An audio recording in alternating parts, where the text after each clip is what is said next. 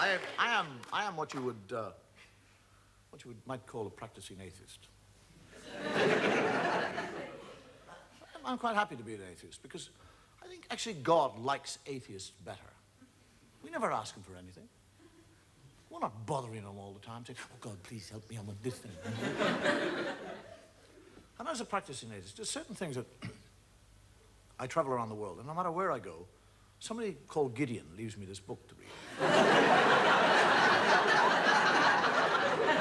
It's an Irish book because it says it all began at the beginning.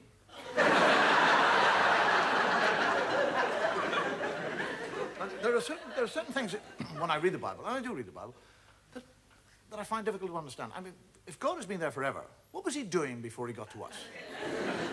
I mean, what was he out there doing? Was he sitting there going, bored today, what'll I do?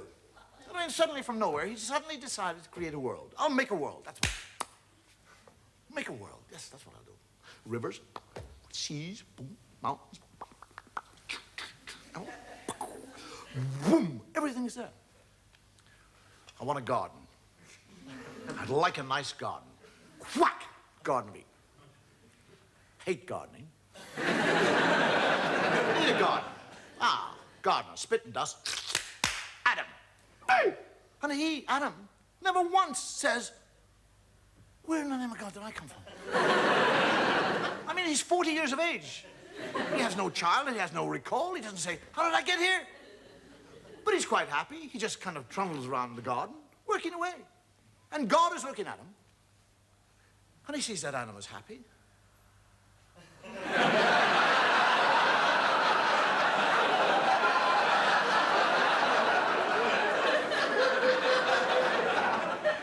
I didn't put him there to be happy.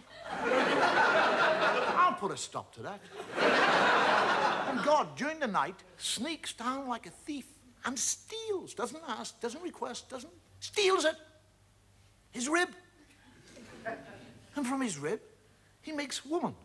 And Adam wakes up in the morning, he's a real thickie. He's lying there, and there's somebody else, he doesn't say, where did you come from? How the hell did you get here? Where did you get those lumps?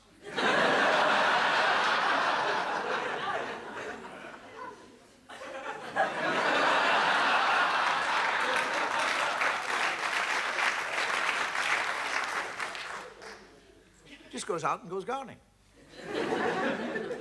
And God comes down and has a conversation with Eve and tells her that she can eat of any fruit in the tree in the whole garden with the exception of one fruit tree. He's talking to a woman. He actually tells her not to eat of the fruit. And then when she said, which tree can't I eat? He said, that one over there. He points it out to her. And when he goes and hides, and she sneaks up to the tree, and a snake comes down and has a conversation. A snake. Now, if I see a snake, I'll back off. One starts talking, I'll crap myself.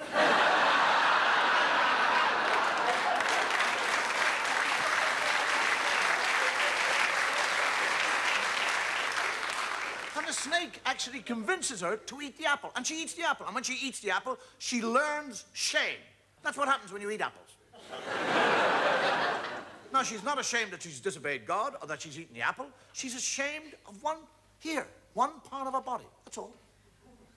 She becomes ashamed of that area of the body. Now, why that area?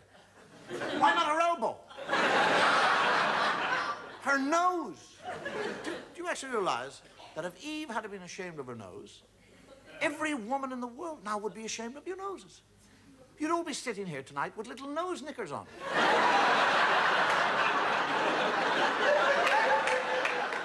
Men would be in nightclubs watching totally naked ladies with G-strings on their nose. Take them off. Oh, I saw a nose. Oh.